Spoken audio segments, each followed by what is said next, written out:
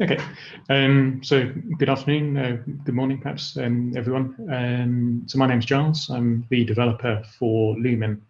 LUMIN is a high-level wrapper to PyTorch. Basically, it's that's been specifically designed for use in high-energy physics. So just to quickly motivate why LUMIN. So for the last few years, there's been a general trend in physics analyses to move away from implementing a BDT in TMVA in root to doing something a bit more advanced, perhaps a deep neural network in Keras.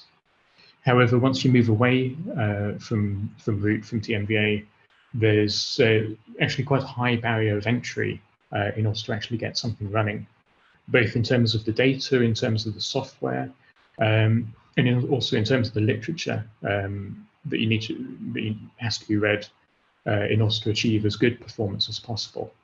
So the majority of the time is spent getting something working.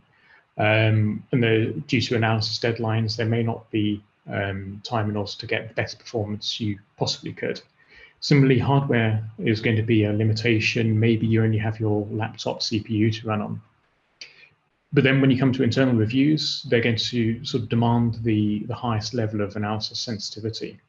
So where LUMIN comes in is I aim to try and help ease physicists into getting a DNN running in their analysis.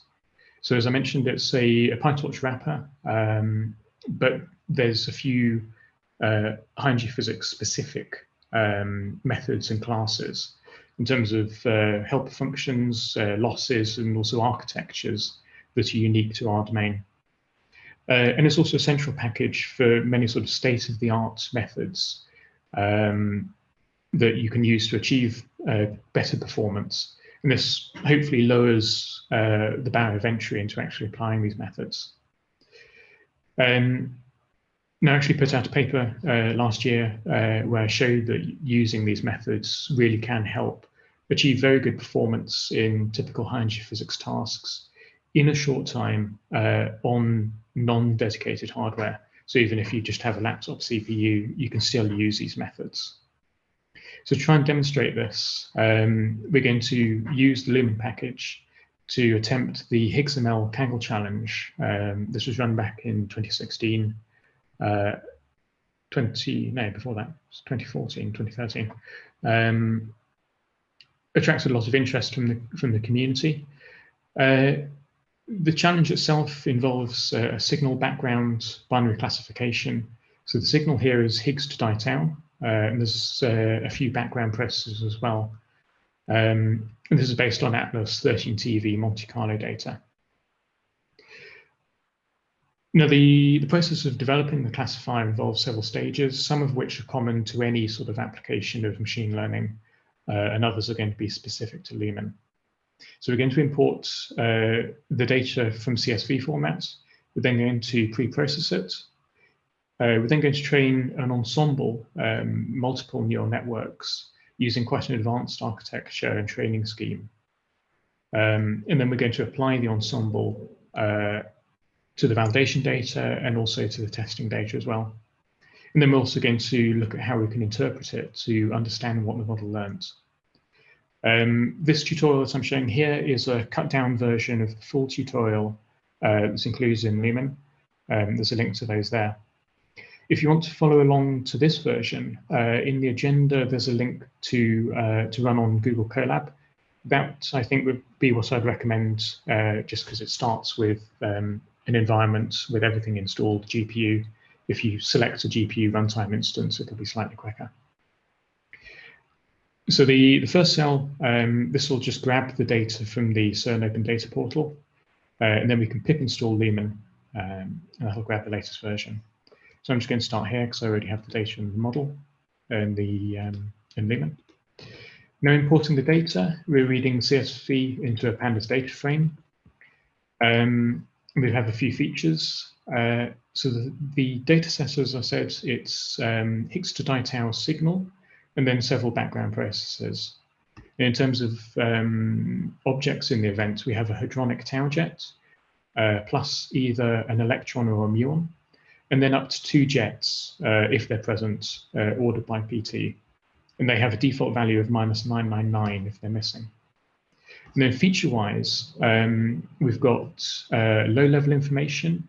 So these are the PT to phi, the three momenta of the objects in the event. These are our primary features, prime. And then we also have a few derived features, high-level features such as angles or mass hypotheses that have also been computed. And our aim is to maximize the signal significance computed using the approximate median significance. So basically, we're going to develop a binary classifier, apply it to our data, apply a threshold, and select all the events that pass the threshold on the prediction, and treat those as signal. Now, of course, there's going to be some background in there as well, and that is what's going to determine the approximate median significance. There's in the data set that we get, there's also the public and private data that we use to evaluate the score in Kaggle, which can select out the public data. If we want to plot out a few of those features, there's this plot feat method in LUMIN. This allows us to quite quickly plot out weighted kernel density estimates, sigma background. We can also compute the mean and standard deviation of them as well. Now, preprocessing, this is something that you want to do whenever you're working with neural networks. But specific to high-energy physics, we have this proc event method. What this is going to do is it's going to convert all the PT to phi vectors into Cartesian coordinates, so px, py, pz. Note that we're not actually specifying what the vectors are. It's automatically extracting them out from their names. So they're leading jet underscore PT. That's picking up and identifying it as one of the components of the vector. We're also replacing the default values of -999 with nans, basically so they don't spoil our calculation of the standard for the during the standardization and the normalization of the inputs. For quick access, we're also grabbing the continuous inputs for our data, and we're also treating the number of jets in the event as a categorical feature. Eventually, we're going to spit out a validation set. We want that to be as close as possible to our training data and our testing data. So this stratification key is going to match or generate a unique ID in terms of the class and also the number of jets in the event. And then we can do a train test split, taking in that stratification key. There's a few features that contain nans. When we actually start working with the data, these are automatically going to be turned into zeros. So we can just ignore those for now. And then we'll split out a 20% validation data according to our stratification key. The final processing, so for the continuous inputs, we're going to standardize and normalize them. There's this fit input pipe method in LUMIN that does this and returns a scikit-learn pipeline. So all the transformations are contained within the same object. So we can just do, we can fit it on the training data, and then we can use it to transform the training data, the validation data, and the testing data all separately. We don't need to do it here, but if our categorical features contained like strings or weren't starting at 0 and incrementing in ones, this procats would transform the categorical feature into something that starts at 0 and increments in ones. And then it also returns this map here as well. And also, we have an imbalance of sigma and background in the data. So we're going to change the weights of the data, and we're going to renormalize them so that the sum of sigma and sum of background are all ones. Note that we're actually taking a copy of the original data, of the original weights of the data, because we also then want to compute the approximate median significance that requires the normalization from the luminosity and the cross section. So having transformed our data, this is, it's kind of similar to what you would do for any machine learning application, except we've used a few of the unique methods in LUMIN to reach this point. Now, though, we're going to transform it into a fold file, which is one of the core data structures that's unique to LUMIN. This is an HDF5 file on the disk, however, contains several folds of the data. These are subsamples of the full data set, designed to be as similar to one another as possible. The advantage of this is, well, there's a few advantages. One is that you can load the entire of a fold into memory at once. If you have a very low amount of memory, you can just increase the number of folds that you split your data into. You can then identify certain fold indices to only be used for training, only be used for validation, or as we're going to do, we're going to train an ensemble of models using k-fold cross-validation. Some of the methods in LUMIN are designed to treat each fold independently and then compute an average of some metric or some value over the entire data set, and also an uncertainty based on the standard deviation across the folds. There's a few other advantages there, but I won't go through them. So this df to fold file helper method is just going to split out our entire data set into 10, in this case, 10 even folds. Having done that, we now want to have still have access to the data. So these fold yielder classes what provide us access methods to the data on the disk. Specifically, though, we're going to use this HEP org fold yielder, which inherits from the base fold yielder. This will apply data augmentation to the data whenever we load it from disk. If you consider the Atlas detector, it has a cylindrical symmetry to it. We're colliding particles head-on, so we expect that events are going to have a symmetry to them. And we can actually exploit this symmetry in order to generate effectively new data that still has the same class. So if we have our event consisting of 4 vectors, we're free to rotate this event in the azimuthal angle in phi. We can also reflect it in the transverse plane, and we can also reflect it in the longitudinal plane, and still end up with a valid event of the same class, the same generator weight. However, to the neural network, it's going to have a completely different set of inputs.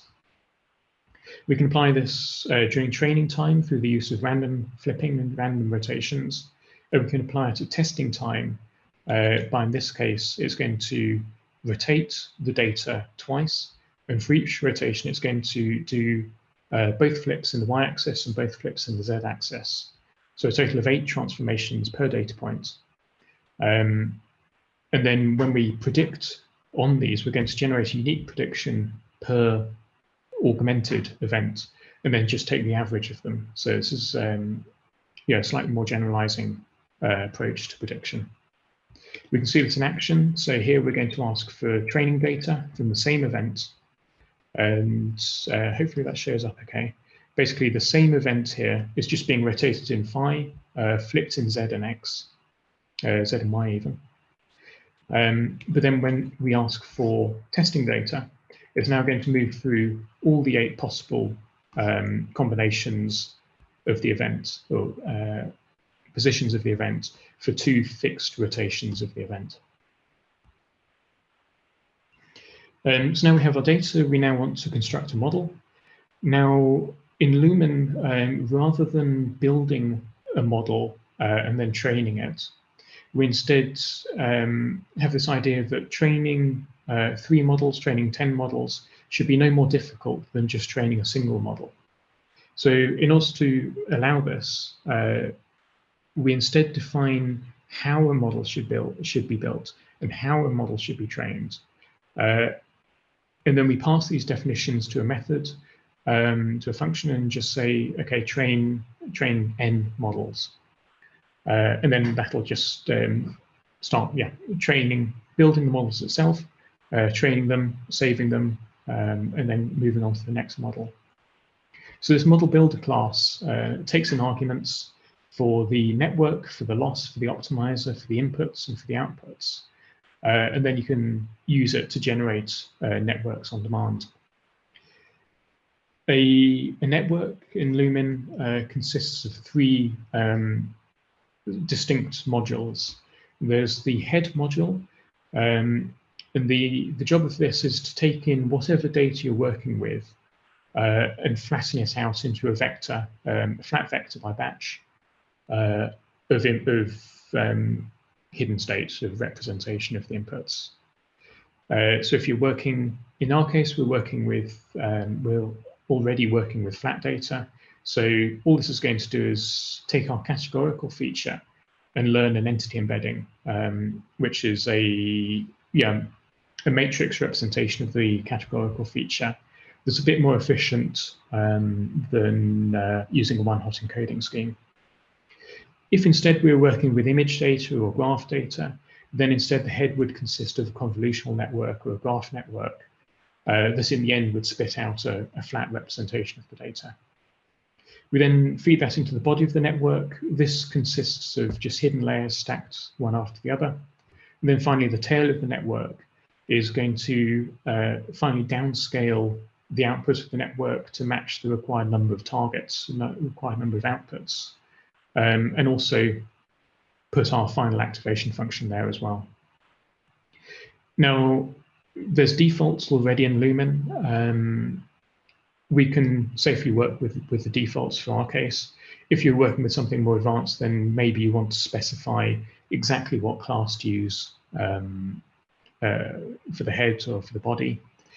In our case, though, as I say, we can stick with the defaults, but we can also still need to provide a few arguments. We can either provide these as a dictionary or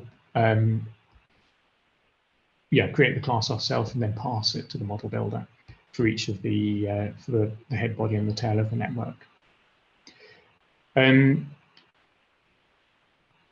in our case, we're going to change the body a bit. So we're going to use a swish activation function.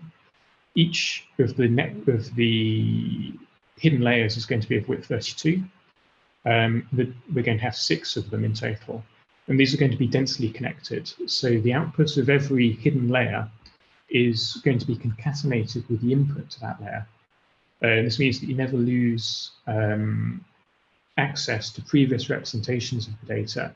And then when you're back propagating the loss, you also have a more direct connection of the gradient to each of the layers. So you get this, I think it's called deep supervision effect going on there during the training. We also have this, this classification objective. This objective, so there's classification, multi-classification, multi-label classification, and regression. These are going to choose better defaults when instantiating the model builder. So note here that we're not specifying the output activation of the tail or what loss we should be using. Instead, it's going to pick up on the objective and say, okay, it's classification. So let's use a sigmoid on the output, and let's use binary cross entropy as the loss. So we define how the model should be built, and then we can create a model.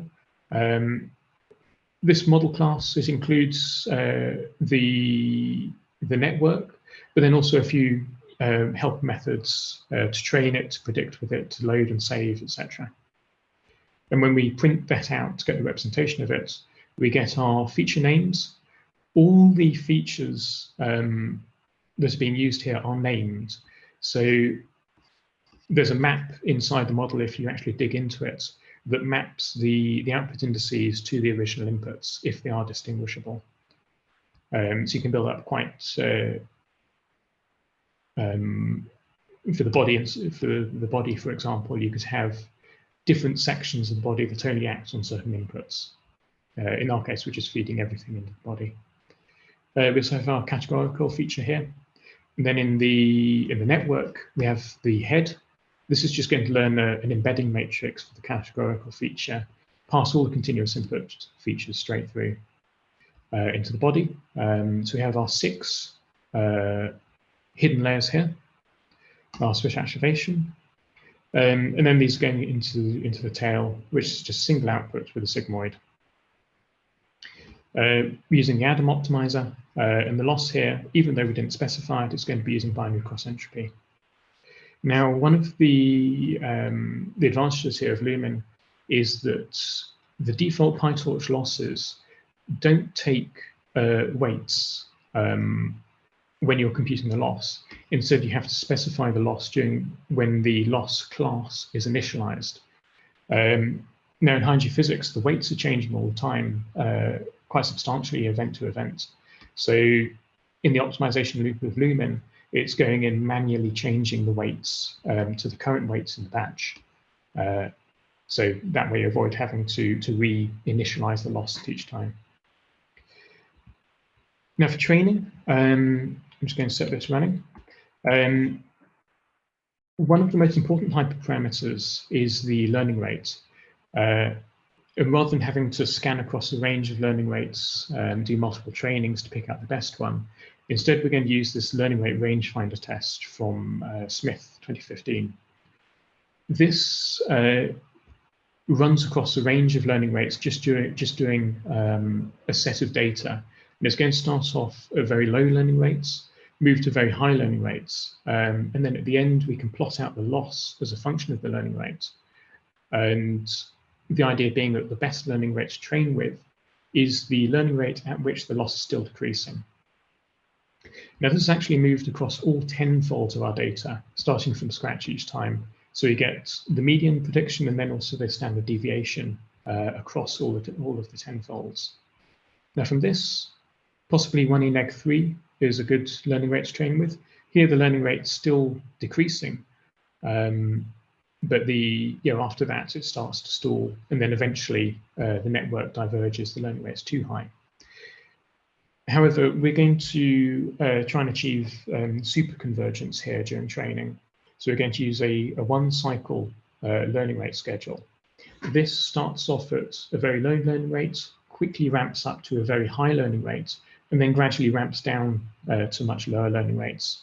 And it balances the high learning rates by decreasing the momentum in the optimizer. So we can actually handle much larger learning rates. So for this, we're actually going to use 1e-2. I'm just going to set this running whilst I talk about the rest. I would just say you've got just over 5 minutes left, and we have a few questions over on the Slido. Right, I'll try and speed up then. Okay, so yeah, there's a callback that implements the one-cycle learning rates. There's also a callback that allows us to compute the approximate median significance after every epoch. Now, during training of LUMIN, you get this nice real-time plot that's showing the loss as a function of training epoch for the training and validation. And then for the metric, this is also being computed at the end of each epoch. We can see how quickly the loss is changing per epoch, and also the ratio of training to validation. Now, at the end of training model, it's automatically going to pick out the best model according to the loss and treat that as the final model of the training. We could instead pick out the best model using the AMS. However, that fluctuates significantly. So what we've done is we've said main metric equals false, which means it's going to automatically concentrate on using the loss to pick out the best model. Now, here we're training 3 models. It's going to use, or it's using here, the 0th fold of the data as the validation data, and then the rest of the folds for training. Now, for the second model, it's going to use the first fold for validation. It's going to keep on doing that such that you get this sort of k-fold style cross-validation for training the ensembles. We could specify to train more models than we have folds, in which case it's just going to loop back round and start at 0 again. So whilst this finishes off, I'm going to look at some of the questions. Maybe leave that down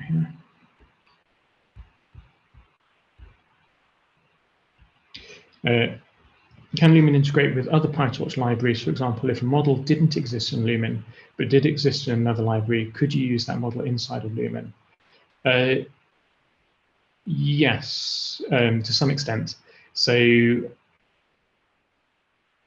as I say, models in LUMIN are expected to have a head, a body, and a tail. So, depending on what usage the model that you're working with has, that would then determine whether it should go in the head or the body. If you wanted to integrate it, then you would probably have to wrap it inside a LUMIN head module, basically because there's a few arguments, attributes, methods that a module is expected to have. That would be fairly easy, I think. However, at the moment it's not trivial to do, but certainly it is doable. This package being used outside of CMS seems generic enough. Engaging with the community, yes. Say LUMIN is designed primarily for high-energy physics. However, the actual first application that I used it for was in an industry setting where I was doing some predictive analytics work. So it's not strictly tied to high-energy physics. It's definitely not strictly tied to CMS. It's just that the package contains methods that are specifically useful for high-energy physics. So yeah, indeed, it can be used for anything. If you wanted to, it's not even tied to PyTorch, for instance. So in the CMS analysis I'm working on, we're saving the models, training the models in PyTorch, but then exporting them as a TensorFlow protocol buffer, and then using that in CMS software. So you can export in most formats that can be converted to from a PyTorch model. So there's an Onyx output in PyTorch that can be used to do that. This is now finished. So this just took over 3 minutes to train 3 models. We get a summary of the training here, the averages of the loss and the AMS. Now, it didn't actually return the trained models. Instead, it saved them. If we look in this results, it did get returned. We get the path to the model and the score to the model. Now, what we've done here is we've instantiated an ensemble of the models from the results. So it's picking up on this path. We can save that.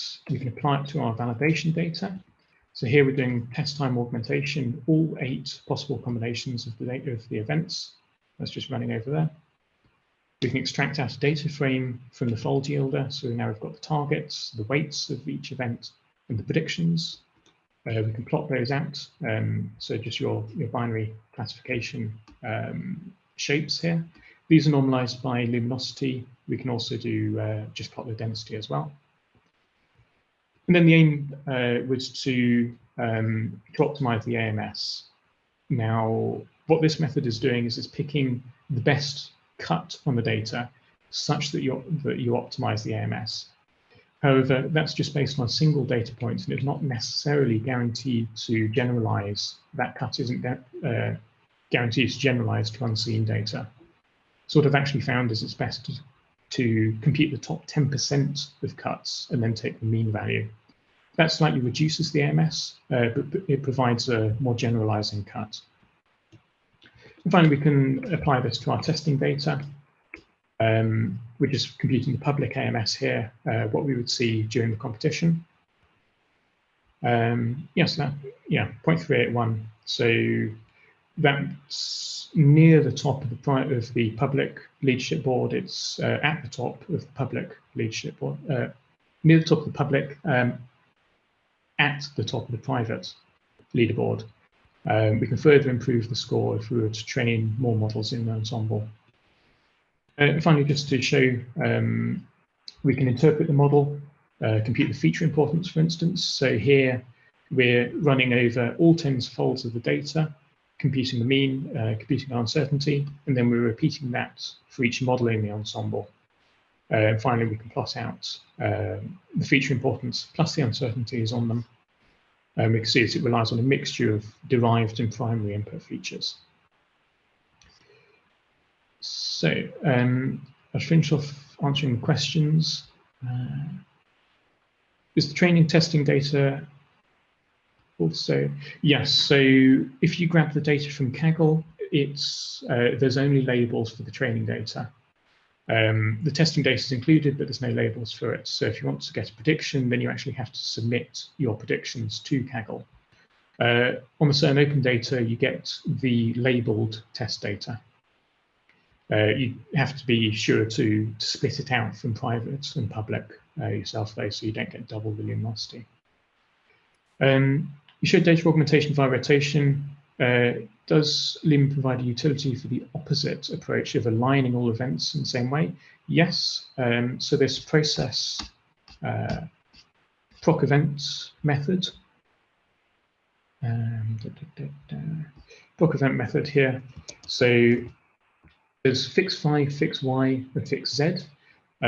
These will, if you set them to true, it'll try and rotate all the events to have the same common alignment. And that's using reference vector 0 and reference vector 1. So it'll set all the events such that reference vector 0 is at phi equals 0. And it will be in the positive z direction. And then it will also then flip the events such that reference vector 1 has a positive y. So yeah, you can remove all symmetries from the data using that method. In this example, I found it's better to actually keep the symmetries and instead apply data augmentation. But obviously that takes a bit longer to train and to test. Also, the zero matrix elements. Okay, yes, so that's nothing to do with reweighting. It's to do with the fact that you can actually pre-process all your data into a matrix. So if you're working with image data, I put out a paper earlier this week in which we were working with a 3D grid of data. And in that case, we were already processing the data into a matrix format. And that's where this matrix elements comes into. So it's nothing to do with matrix elements in high-energy physics. It's matrix elements in the data. So yeah, it's not being covered here. If you look at the RNN, CNN, GNN example, then eventually we'll start using the matrix elements towards the end of that tutorial.